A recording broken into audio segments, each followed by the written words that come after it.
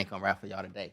This is another weekly edition of the Best Way to Smoke News, sponsored by none other than Cali Gar, being presented to you by Circle Jr. and who? Big J. Man, I ain't gonna keep on giving y'all my bars like that though. Man. Yeah, but in this week's, Mets owner Steve Cohen donates $5 million in support of psychedelics research. That's right. Another $5 million for the cannabis That's research, right. man. That's right. The philanthropic group led by New York Mets owner Steve Cohen and his wife Alexandra is donating $5 million toward an advancement of research into psychedelic drugs. The Steve and Alexandra Cohen Foundation has offered a $5 million grant to MAPS, or the Multidisciplinary Association for Psychedelic Studies, a nonprofit dedicated to researching the potential of psychedelic drugs for medical use. So this is kind of like big for the, It you know is, what I'm saying, man. for the psychedelic community. Mm-hmm. You know, because it's you have supporters like backing that research to help you out. Yep. Do you feel like you're part of the psychedelic community, my brother? Not that much. Okay.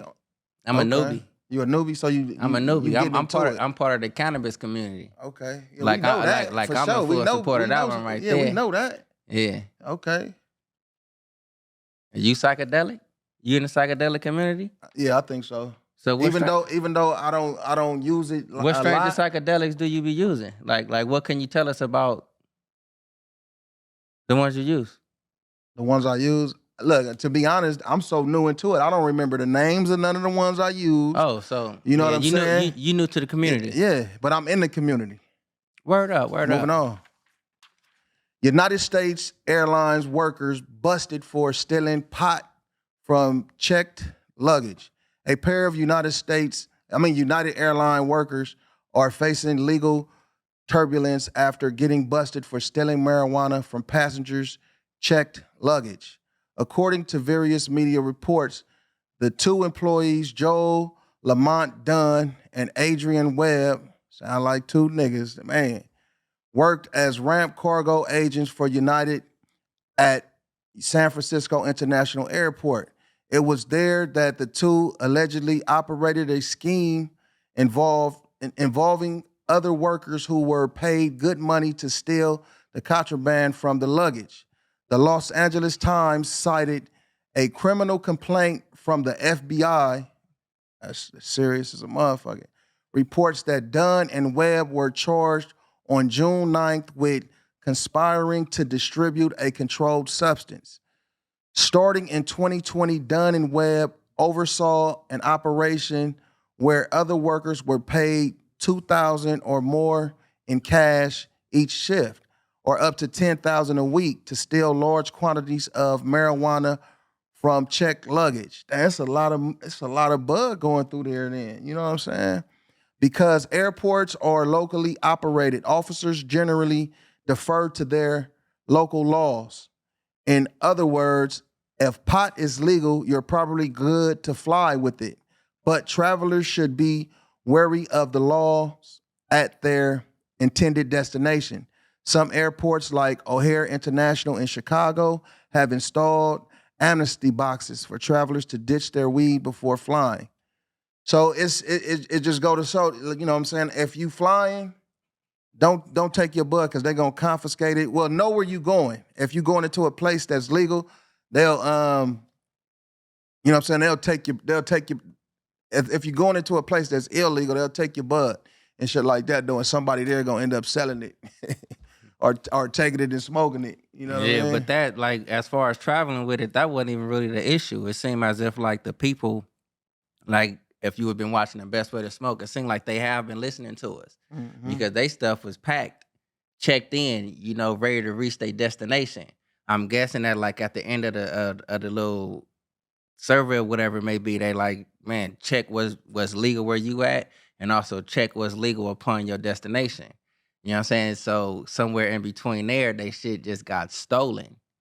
You know what I'm saying? So that's like the messed up part of that one right there. It's like, all right, I'm following all the guidelines now and the rules and shit, but it's like Dunn and all them gonna like Dunn steal and it and make a Webb. profit. That shit crazy. And what's crazy is if it was something that was shipping legally, it's like why it took them so long to find out. Because I'm pretty sure I would be complaining if my shit And got that's stolen, probably what you know it is. I'm There's saying? probably been like a lot of complaints coming. Right. You know, for them to like look in for it to be FBI. You know what I'm saying? Because it's like for the FBI to come in. If your luggage is checked, you know, it's like I go in, my luggage is checked. And once you like go inside of that, you commit the whole crime within itself. It's like you burglarizing some shit. You know what I'm saying? It's like it's something you're not supposed to be doing. Unless they put them dogs on that motherfucker. You know what I'm saying? But look, at Chicago, it's certain airports where you're not supposed to have it. So if you're traveling somewhere where you can travel with it to somewhere where you're not supposed to, just be aware of that too. And make sure you don't get caught up in the mix. Yeah, and just see if they got them amnesty boxes like Chicago. For sure. Moving on. Sacramento expands illegal cannabis grow laws to target vacant lots, commercial buildings. The Sacramento Police Department can soon begin finding people who illegally grow cannabis on commercial properties and vacant lots after the Sacramento City Council voted 8-1 on Tuesday to update cultivation policies. Under the previous versions of the city law, police have only been able to issue fines for illegal grows at residents since 2017. The enforcement program has faced dozens of lawsuits from landlords, but city staff said they wanted to expand it because illicit grows have decreased in homes and increased elsewhere. Police found and seized nearly 120,000 cannabis plants through residential search warrants in 2018. According to a staff report, the statistic dropped to about 12,000 in 2022. City staff are seeing illegal grows move out to warehouses, storage facilities, and vacant lots. The city's cannabis manager, Davina Smith, said in a May 16 Law and Legislation Committee meeting. So I'm guess the bandos is getting cracked down. Man. Yep. Moving on. Industry giants from First Super PAC for federal weed legalization. A group of marijuana industry heavyweights have formed what they're calling the country's first Super PAC, devoted to federal pot legalization. Independent political action committees, also known as that's supposed to say known, no, but it's like anyway. That's crazy. Also known as super PACs, can raise unlimited sums of money from individuals and corporations. Although super PACs aren't legally permitted to directly donate to political parties, candidates, or campaigns, they can run supportive advertisements and find plenty of other ways to help chosen causes with their deep financial resources. The new marijuana PAC, Legalize America, will use all available tools, including scorecards, endorsements, and targeted independent expenditure campaigns to advance cannabis reform. According to organization's chair, Matt Harrell, who also serves as vice president of government relations for Curaleaf, a multi-state marijuana corporation. So, I mean, if it's something that's gonna help get cannabis decriminalized, man, that's a good move, though, man. And it just make me think, not to go too much off topic, but it just kind of make me think about other things. If they got stuff like this to create committees, like for the weed, man, to put all that money together to really push a purpose. Do you think this is like really they out here trying to like decriminalize it, or are they just trying to like lighten the laws a little bit?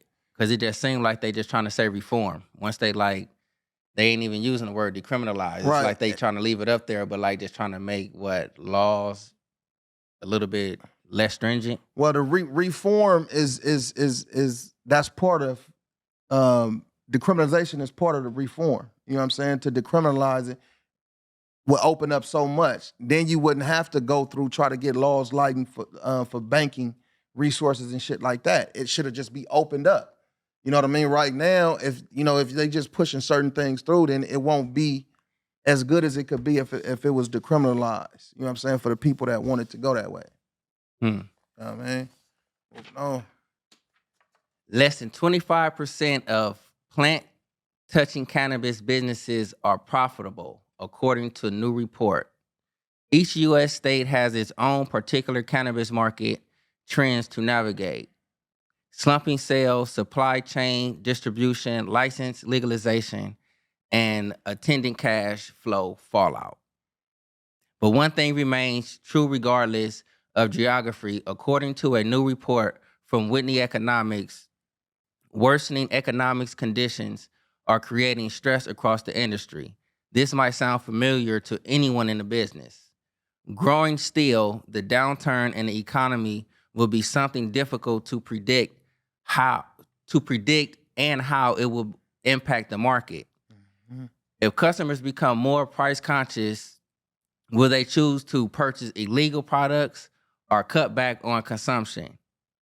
That is a big question for the industry that hasn't faced too many down cycles of the economy. Mm-hmm.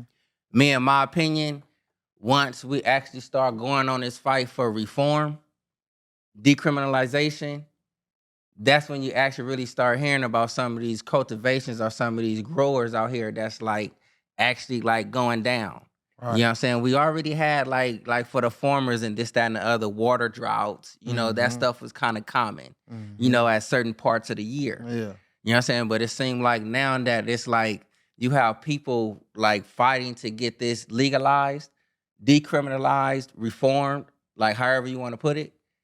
They trying to make it harder and harder, like for the industry period. Because it's like before then, we kept getting bombed.